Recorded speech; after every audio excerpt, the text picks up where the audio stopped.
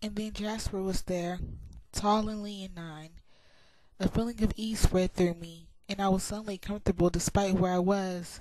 Edward stared at Jasper, raising one eyebrow, and I remember what Jasper can do.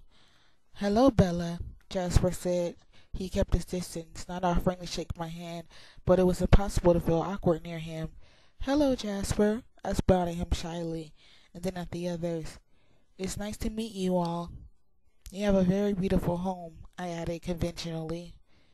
"Thank you," Esme said. "We're so glad that you came." She spoke with feeling, and I realized that she thought I was brave. I also realized that Rosalie and Emmett were nowhere to be seen, and I remembered Edward's too innocent denial when I asked him if the others didn't like me. Carlisle's expression distracted me from this train of thought. He was gazing meaningfully at Edward with an intense expression. Out of the corner of my eye, I saw Edward nod once. I looked away, trying to be polite. My eyes wandered again to the beautiful instrument on the platform by the door.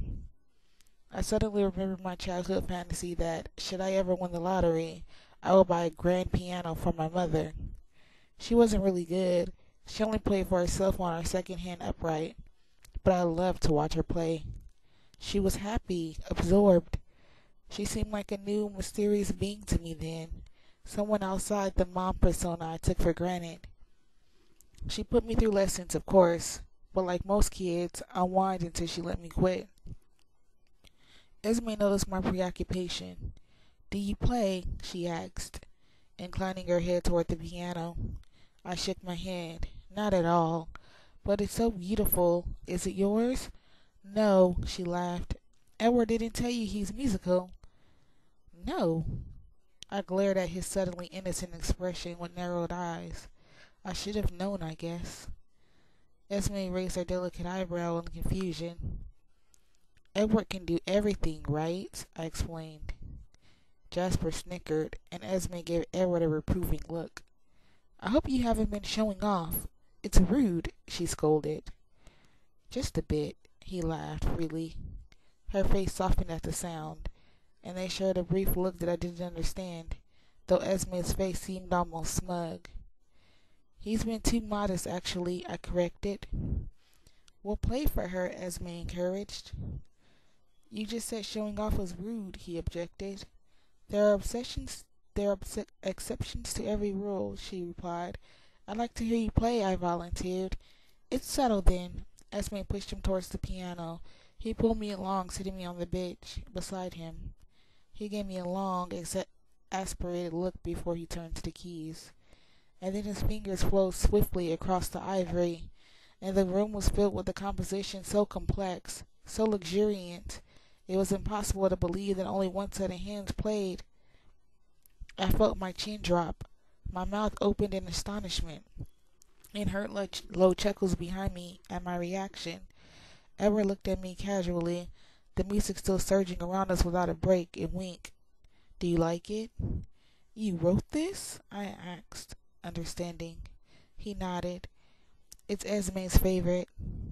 I closed my eyes, shaking my head. "What's wrong?" "I'm feeling extremely insignificant." The music slowed, transforming into something softer, and to my surprise I detected the melody of his lullaby weaving through the profusion of notes. "You inspired this one," he said softly. The music grew unbearably sweet. I couldn't speak. "They like you, you know," he said conversationally. "Esme especially." I glanced behind me, but the huge room was empty now. Where did they go? Very subtly giving us some privacy, I suppose. I sighed. "They like me, but Rosalie and Emmett—" I trailed off, not sure how to express my doubts. He frowned. "Don't worry about Rosalie," he said, his eyes wide and persuasive. "She'll come around." I pursed my lips skeptically. "Emmett?" "Well, he thinks I'm a lunatic. It's true, but he doesn't have a problem with you. He's trying to reason with Rosalie." "What is it that upsets her?" I wasn't sure if I wanted to know the answer. He sighed deeply. "Rosalie struggles the most with what we are." It's hard for her to have someone on the outside know the truth, and she's a little jealous. Rosalie is jealous of me? I asked incredulously. I tried to imagine a universe in which someone as breathtakingly as Rosalie would have any possible reason to feel jealous of someone like me. You're human, he shrugged. She wished that she were too. Oh, I muttered, still stunned. Even Jasper, though, that's really my fault, he said. I told you that he was the most reason to try our way of life. I warned him to keep his distance. I thought about the reason behind that and shuddered. Esme and Carlisle, I continued quickly to keep him from noticing, are happy to see me happy. Actually, Esme wouldn't care if he had a third eye and webbed feet. All this time she's been worried about me, afraid that there was something missing from my essential makeup, that I was too young when Carlisle changed me. She's ecstatic. Every time I touch you, she just about chokes with satisfaction. Alice seems very enthusiastic. Alice has her own way of looking at things, he said through tight lips. And you're not going to explain that, are you?